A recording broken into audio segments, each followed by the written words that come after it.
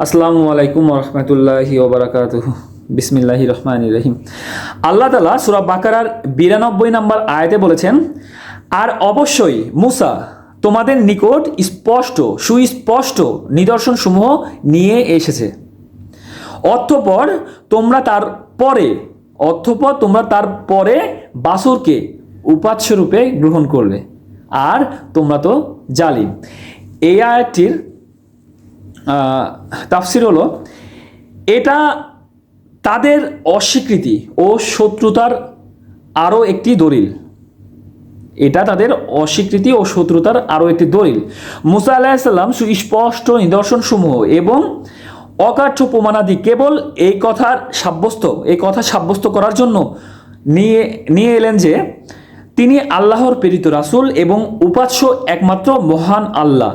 কিন্তু তা সত্ত্বেও তোমরা মুসা আলাইহিস সালাম এর সাথে সংকীর্ণতা সৃষ্টি করলে এবং এক আল্লাহকে বাদ দিয়ে গোবৎসকে উপাস্য বানিয়ে নিলে।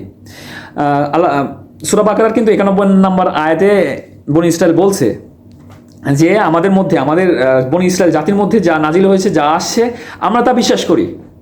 তখন কিন্তু আল্লাহ তাআলা উল্টায় তাদেরকে বলছে যে তাহলে কেন তোমাদের জাতির মধ্যে নবী রাসূল আসার পরেও তোমরা তাদেরকে হত্যা করো এবং মিথ্যাবাদী অপবাদ দাও। ঠিক আছে, তো এখানে আবার ওইটার আসতেছে যে মুসা আলাইহিস সালাম ওরা যে বললো না যে আমরা তাওরাত বিশ্বাস করি, 91 নম্বর আয়াতে কিন্তু বলছে আমরা তাওরাত বিশ্বাস করেছি, আমাদের যে জাতির উপরে তাওরাত আছে নাজিল হয়েছে সেটা বিশ্বাস করি। কোরআন বা রাসূল সাল্লাল্লাহু আলাইহি সাল্লামকে তারা বিশ্বাস করেন না বা মানেন না।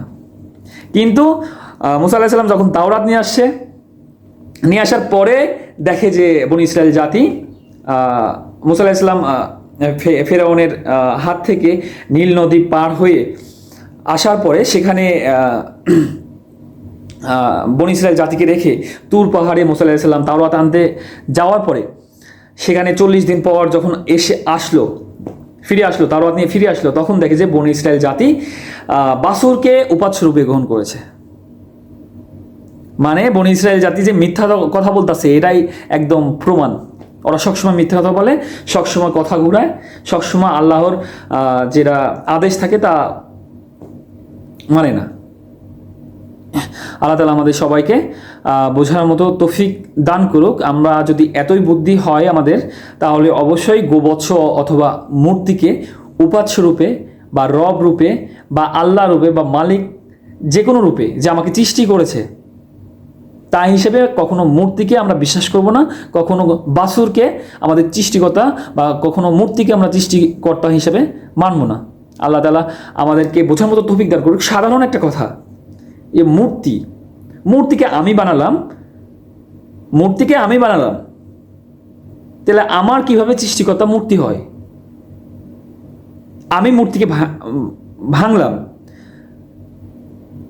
তাহলে মূর্তি কেন আমার বিরুদ্ধে কোনো প্রোটেক্ট নিতে পারতেছে না বা আমার বিরুদ্ধে কোনো কিছু করতে পারতেছে না? সাধারণ ব্যাপার, আমি মূর্তি বানালাম, পূজা করলাম, নিয়ে যা পানির মধ্যে পা দেয়া ঠেলে করে দিলাম। এটা ভগবান, এটা সৃষ্টিকর্তা তোমাকে বানিয়েছে, এটাই যাকে পা দিয়ে ঠেলে পানির মধ্যে দিয়েছ, যাকে ভাঙতেছ, যাকে নিজেই বানাচ্ছ, এটা কখনো সৃষ্টিকর্তা হয়? এত যদি বুদ্ধি থাকে তাহলে মাথা খারাও,